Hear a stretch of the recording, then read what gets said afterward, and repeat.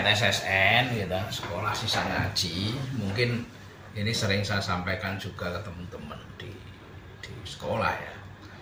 Jadi berawal dari satu keprihatinan kita bersama terkait dengan bagaimana anak-anak kita terkait dengan pemahaman keagamannya.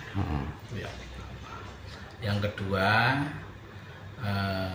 sekolah-sekolah kita, terutama di jenjang SD, yang selama ini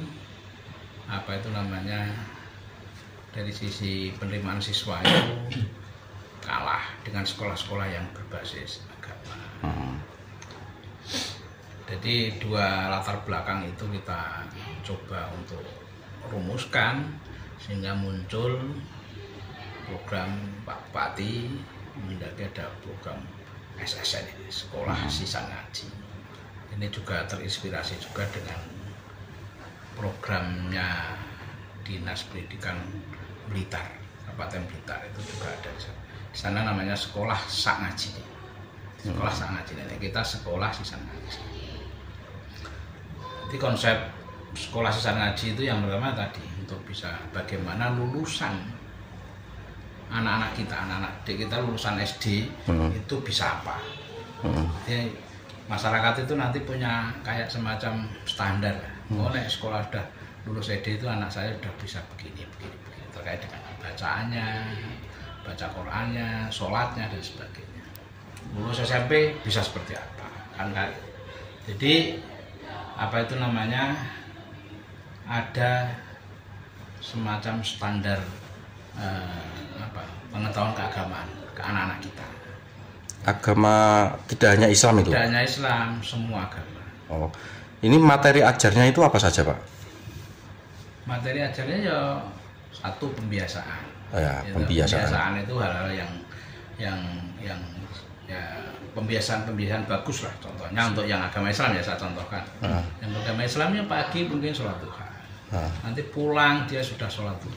Artinya orang tua di rumah yang beragama Islam udah gak khawatir rasa ngoyak-ngoyak anaknya, otomatis sudah pulang sekolah dia sudah luhur di sekolah. Contoh pembiasaan seperti itu kita upayakan pembiasaan, terutama yang di jenjang PAUD juga. PAUD kan banyak yang pembiasaan. Yang kedua terkait dengan materi keagamaan, materi ini ke Islam ya baca tulis Quran. Di PTA ya. Anak-anak yang di SD mungkin kelas 1 sampai kelas 3 itu dia bisa hafal berapa surat pendek. Yang sampai kelas 6 berapa bisa nulis sederhana. Yang SMP mungkin sudah juz baca Quran juz pertama. Kita sih nggak terlalu berat lah untuk ya kita mengalir saja nanti. Kalau kita terlalu berat malah nanti itu memberatkan juga. Jadi mengalir saja karena juga di lapangan kondisinya juga beragam. Untuk daerah-daerah yang kebetulan di situ ada TPG, ada macam-macam kan sebenarnya sudah terlampaui itu, banyak yang terlampaui yang sudah. Jadi kemarin juga digagas bicaranya kolaborasi dengan Madin, dengan terkait dengan proses pembelajarannya. Ini penerapannya di seluruh pendidikan dasar, Pak, atau mulai dari jenjang PAUD dari PAUD sampai SMP ya? SMP semua. Terus ini terkait uji kelayakan penerapan itu maksudnya di muatan lokal atau apa, Pak? Maksudnya muatan lokal. Oh gitu. Jadi penerapannya di muatan lokal disesuaikan dengan jadwal sekolah masing-masing, itu yang menyesuaikan. Ini sudah sejak kapan, Pak, diterapkan di sekolahan? Penerapan secara serentak nanti tahun ajaran baru. Oh, tahun ajaran baru. Tahun ini, setahun kemarin itu ada beberapa yang sudah menerapkan. Ya, mana saja, Pak? Semacam uji coba lah. Yang jelas SMP 2 Blora sudah jalan. SMP 1 juga sudah jalan. Beberapa, tapi sebenarnya SSN ini banyak sekali teman-teman itu sudah jalan di sekolahnya. Cuman kan tidak terorganisir lah. Oh ya. Begitu nanti di tahun ajaran baru serentak semua satuan melaksanakan itu. Ini dari pihak sekolahan kesulitan enggak, Pak? Dari apa itu dari arahan dari dinas pendidikan? Ya macam-macam sih. Ada yang ya bukan ada yang mungkin kesulitan. Ada yang nggak masalah. Makanya kan polanya juga kita serahkan ke sekolah masing-masing sesuai dengan sumber daya yang ada, kemampuan yang ada dan sebagainya. Tidak mesti kudu podo kabeh seperti ini. Jadi berarti SSN ini niku nggih Pak, diampu oleh napa niku guru agamanya ya Pak atau apa? Kalau guru agamanya mampu, punya kemampuan, artinya punya kemampuan satu dan punya waktu cukup. Artinya kan guru agama itu yang jenjang SMP ya, SMP itu kelasnya banyak, gurunya kan kemungkinan kan enggak. Itu bisa meng-hire teman-teman pendidik di Madin. Berarti kolaborasi dengan Madin. Madin. Nanti statusnya itu apa Pak? Berarti? Dosen terbang lah. Oh, namanya freelance ya Pak? Guru ngaji freelance. Oh, freelance. Saya tuh bayangin gini teman-teman di Madin ya, istilahnya guru Madin ya, yang saya lihat tuh di desa itu, sing dadak ngoyak-ngoyak we semangat seperti ini.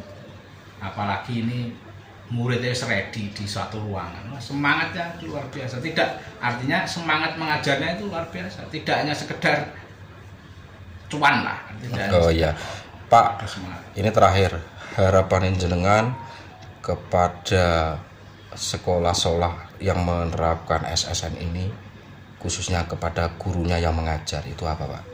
Ya, harapan saya dengan program SSN ini, terutama ya gurunya. Ya harapan saya gurunya ya melok belajar juga, mungkin ada ya sambil belajar bersama lah. Dan kedua ya gurunya harus tetap meningkatkan kompetensi dari pengetahuan keagamannya, peningkatan kompetensi dari gurunya.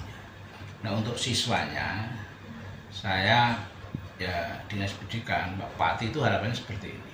Kalau kita laksanakan ini terus pelan-pelan, termasuk ini kan untuk buka pintu pertama, jadi jam 7 pembelajaran awal itu kan diawali dengan sholawat nariyah sambil bareng mulai jenjang PAUD, SD, SMP itu dihitung sekitar hampir 140.000.